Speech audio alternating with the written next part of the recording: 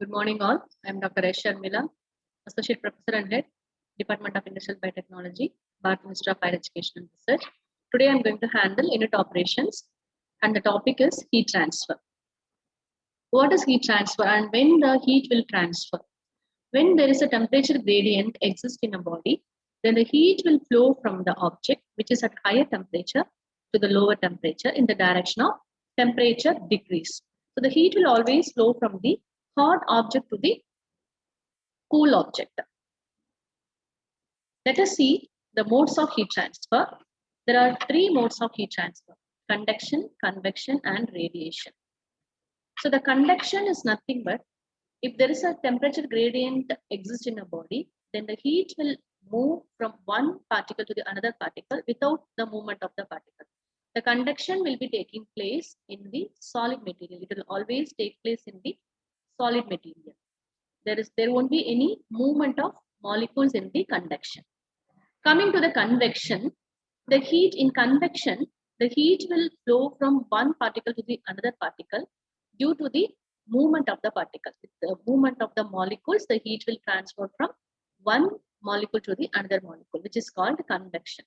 If you see in this picture, here a container which has the water. The water is heated by the fire, and the heat will transfer from the solid material. The heat at the bottom of this container, the bottom of the container will receive the heat energy, and the heat will transfer from this bottom to the throughout this container.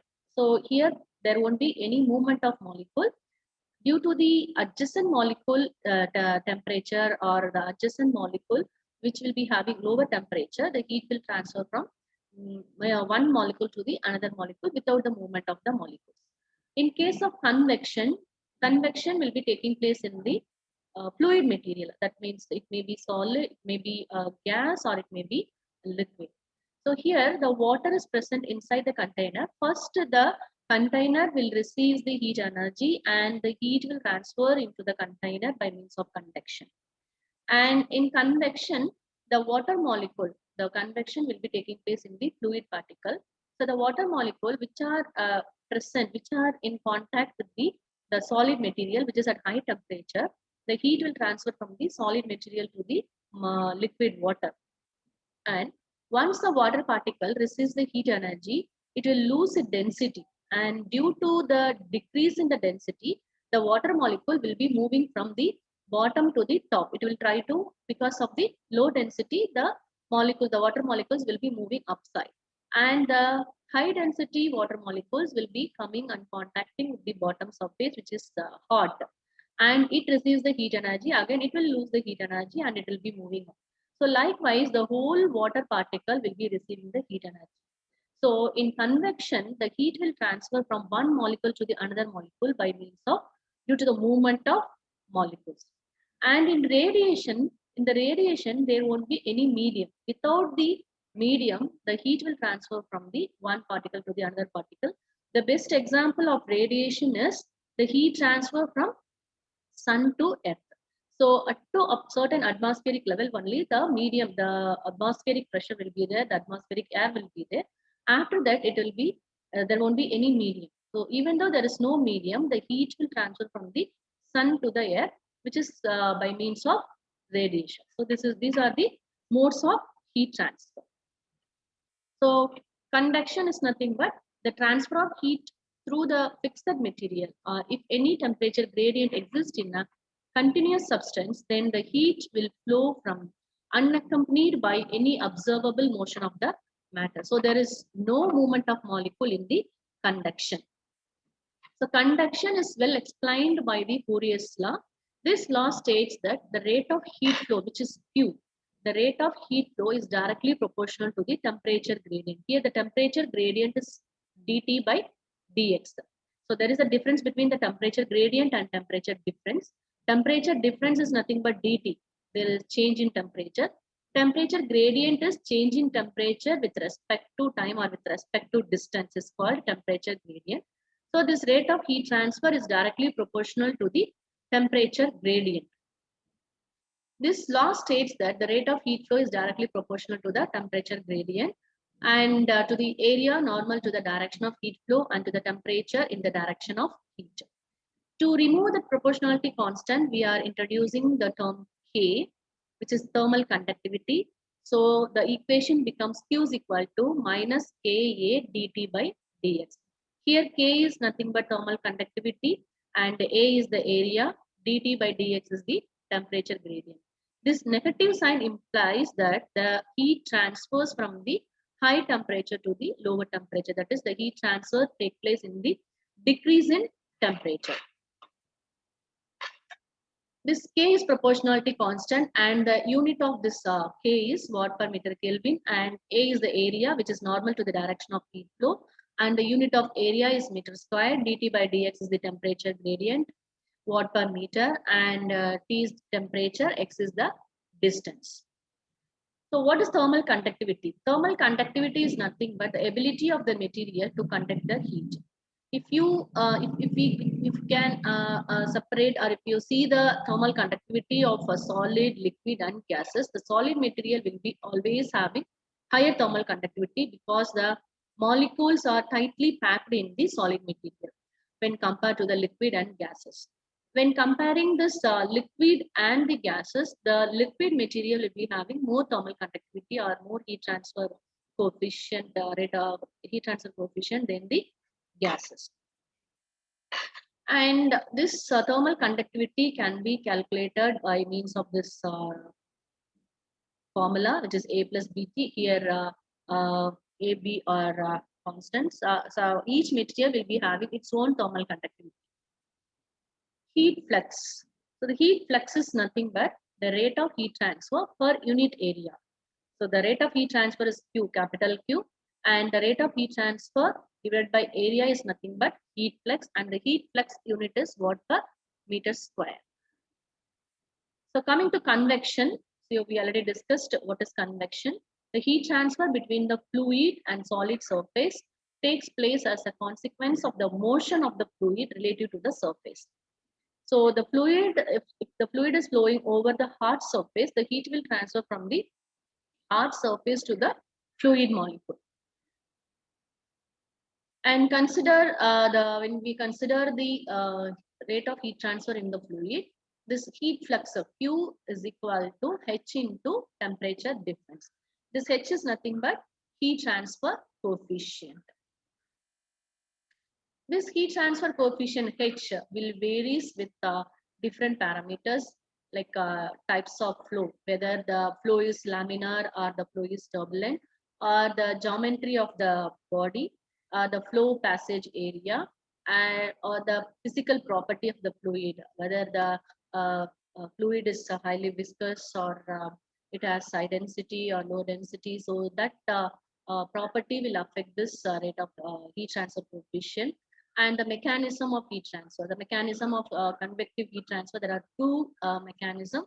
One is natural convection and another one is forced convection. So there are two types, natural convection or free convection, and another one is forced convection. Natural convection, also called as free convection. If the fluid motion is set up by the buoyancy effects resulting from the density difference, which is caused by the temperature difference in the fluid, the heat transfer is said to be the free or natural convection. Example, a hot vertical plate which is suspended in the stagnant cool air, the heat transfer will be taking place by natural convection. So we can consider the natural convection and forced convection. In natural convection, a hot egg is present at the open air. It is kept at open air. After some times, what will happen? The air molecules will be coming and contacting with this hot air, and the heat which is present in the hot air will be transferred to the air molecules. So once those air molecule which receives this heat energy will be losing its density, due to the density decrement, it will be trying to move up. And the higher density air molecules will be coming and contacting with this hot air, and it loses its density. Again, those molecules will be moving up. While moving up, those molecules will be colliding with other molecules. So thereby also the heat transfer will be taking place. So here naturally the air molecules are coming around this hot egg and it receives the heat energy, and due after receiving the heat energy it loses its density and it will move up. So it occurs, this circulation of this air around this hot egg is occurring by means of natural means. That there is no external forces provided for this movement of air. That's why it is called natural convection. In the natural convection, the main driving force in the natural convection is the density difference. And coming to the forced convection, here we are forcing the air by means of external fan. So the fan is provided to force the air molecules on the hot air. So once those air molecule, whichever contacts with the hot air will be receiving the heat energy, and it will be moving other side. And here it is not moved. The movement of air is not done by naturally. It is done by the external force, which is by means of fan. So this is called forced convection. So in the forced convection, we'll be giving external force for the movement of the air. That's why it is called forced convection. So natural convection, there is no external force. The heat is transferred, convective heat transfer is taking place due to the density difference. And in case of forced convection, the external force is supplied for the movement of this air molecules around the hot air. So this is called forced convection. So the forced convection is nothing but if the fluid motion is artificially induced, say with a pump or fan that forces the fluid over the surface, then the heat transfer is said to be forced convection. And radiations, we already discussed about radiation. Radiation without the medium, the heat will transfer from one molecule to the one place to the other place. Here, natural radiation is from the sun to the transfer of energy through the space, which is caused by the electromagnetic waves. Without any medium, the heat transfer by electromagnetic waves. So now we'll discuss about the convection. So consider a flat water-cooled furnace wall, which is initially at 25 degrees Celsius in equilibrium with cooling water at the same temperature. The temperature distribution in the wall is represented by line 1. So we have to a wall a flat cold furnace wall, which is at the 25 degrees Celsius. So initially there is no increment, or it is not contacting with any other higher temperature. So initially the wall is kept as such. So initially it is at the wall since it is 25 degrees Celsius, and it will be maintaining in the equilibrium stage. After some time, now one side of the wall is suddenly exposed to the furnace gas, which is at 700 degrees Celsius. And temperature at the gas side of the wall is immediately rises to the 700 degrees Celsius, which is denoted by this line 2. So in this line 2, so initially the wall is kept cold and the temperature is maintained as 25 degrees Celsius. So there is no heat transfer. So the complete wall temperature gradient is the temperature distribution is given by line 1. And one side of the wall is suddenly exposed to the hot gas. Hot gas is passed at the this side of the wall is 700 degrees Celsius. So immediately the temperature of this side will be immediately it will be increased. So if you draw the curve, then it will be forming the this curve. This is represented by the curve 2. And after some time, so what will happen after some time? The heat transfer from this side to the heat transfer will be takes place till the temperature reaches the equilibrium. So here the steady state convection. So this is explained by this line 3. So the heat flow will begin from the higher temperature to the lower temperature, and this second curve is immediate exposure to the hot gas, and the line is given by the curve 2. And if sufficient time for the longer time is given for heat transfer, then the temperature distribution is shown in this third line, which is unchanged with further elapse of the time. So this is steady state conduction. So in steady state conduction, the rate of heat transfer will be uniform throughout this plate, throughout this medium. So that is called a steady state conduction. So coming to this Fourier's law, which is represented by Q is equal to minus Ka dt by dx.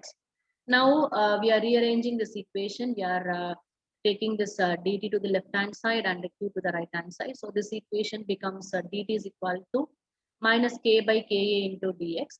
Now we have to integrate the dt and dx.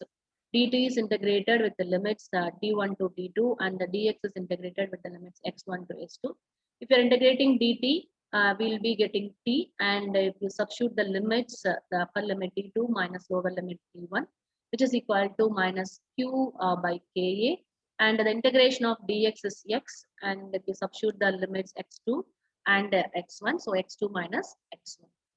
Again, rearranging this equation, taking the q by a to the another side and other terms to the right hand side. So this equation becomes q by a is equal to k into t1 minus t2. Here we have changed this negative sign since we have changed t2 minus t1 as t1 minus t2. So k into t1 minus t2 by x2 minus x1.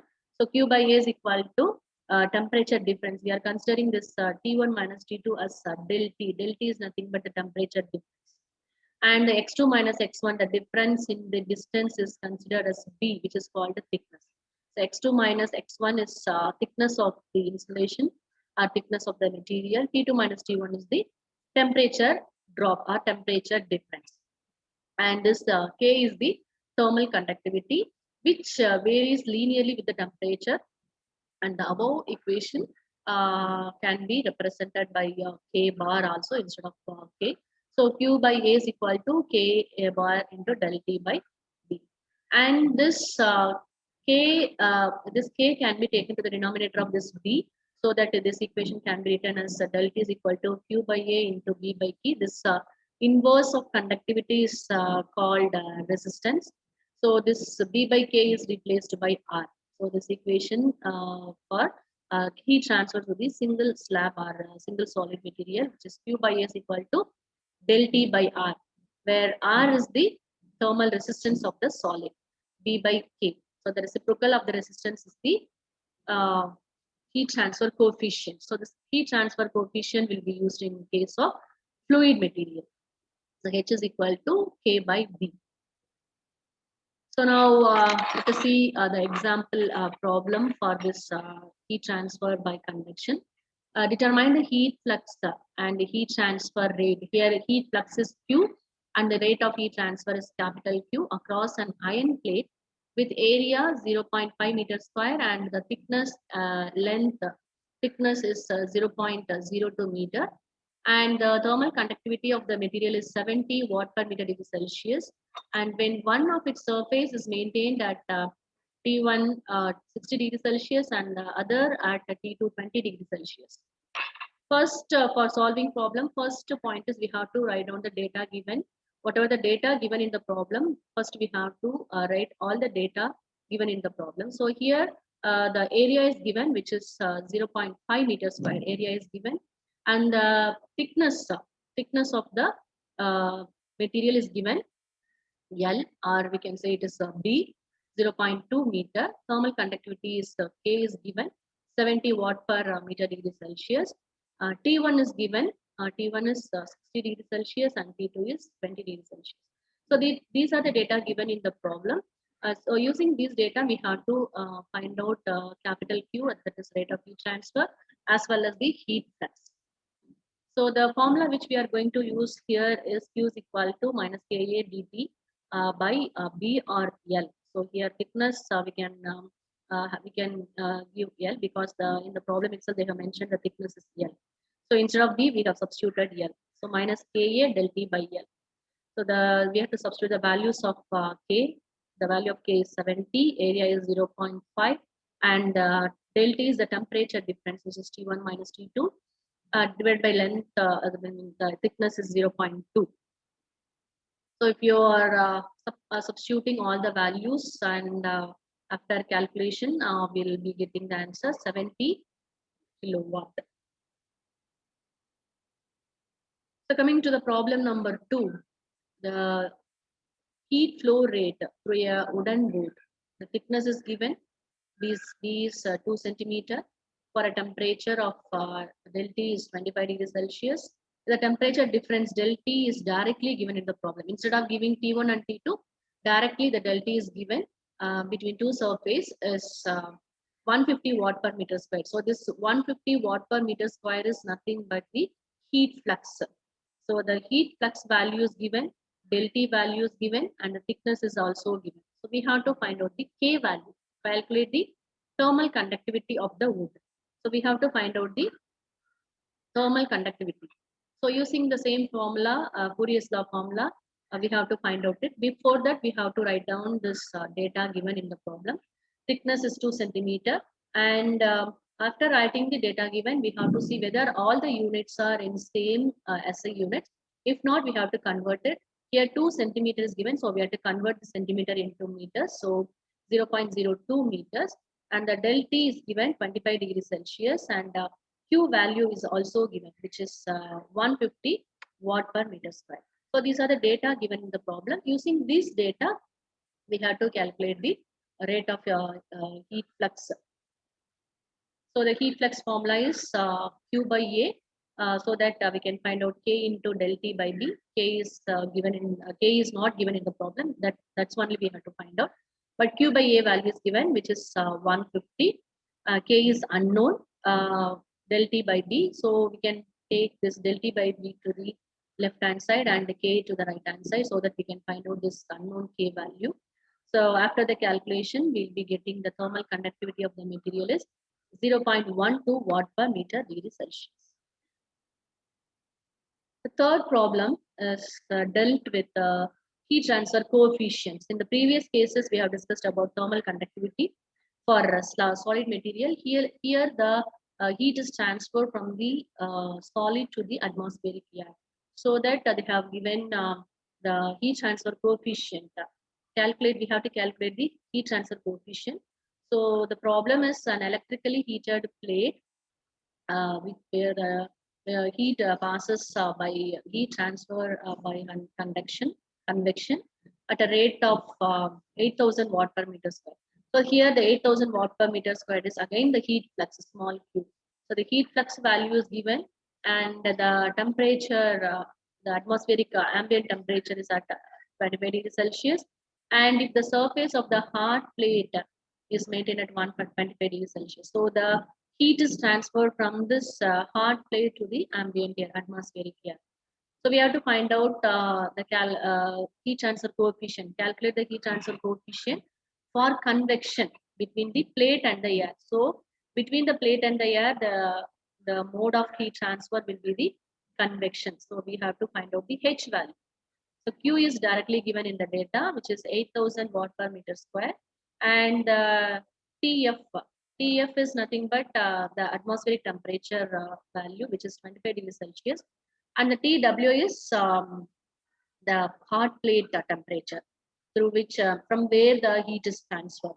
So which temperature is 125 degrees Celsius, and the formula for this heat flux is H Q is equal to H into TW minus TF.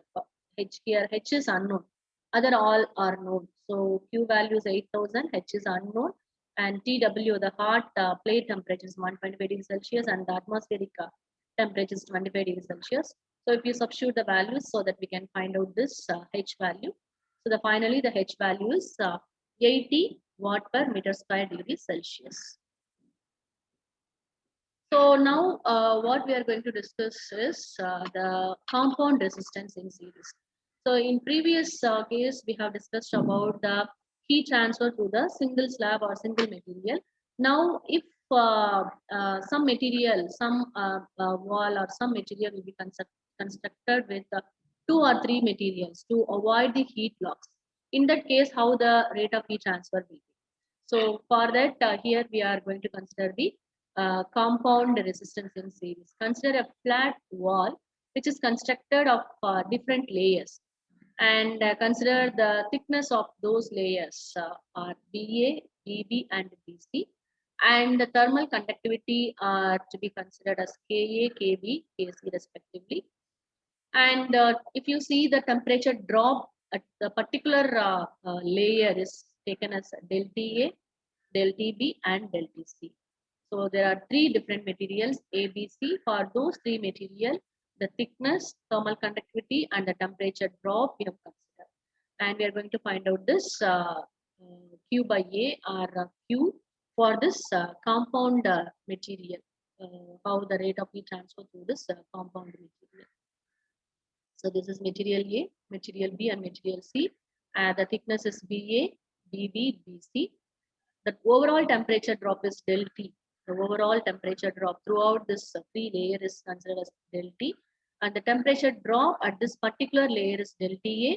And the second layer is del TB. And the third layer is del TC. So this overall temperature drop is nothing but the sum of the individual temperature drop del TA plus del TB plus del TC.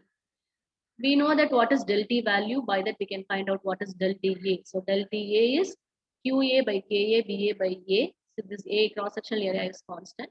Del TB is QB, BB by KB into A. Del TC is QC, BC by KC into A. So we have, for finding out the total del T, we have to add this del TA, del TB and the del TC. So QA, BA by KA into A plus QB, BB by KB into A, QC, BC by KC into A. Since we have considered the heat transfer or rate of heat transfer is steady state convection, this QA, QB, QC will be equal to Q. So Q is equal to QA equal to QB equal to QC because of we have considered that it is steady state condition, steady state conduction. So in steady state conduction, the rate of heat transfer will be uniform. So after substituting this Q is equal to QA is equal to QB is equal to QC. So we can remove this QA, QB, QC and we can substitute Q. So this equation becomes del T is equal to Q into BA by KA into A, Q plus Q into BB by KB into A, plus Q into BC by KC into A. So therefore, del T is equal to, here we can take a Q and A is common for all, in all the three.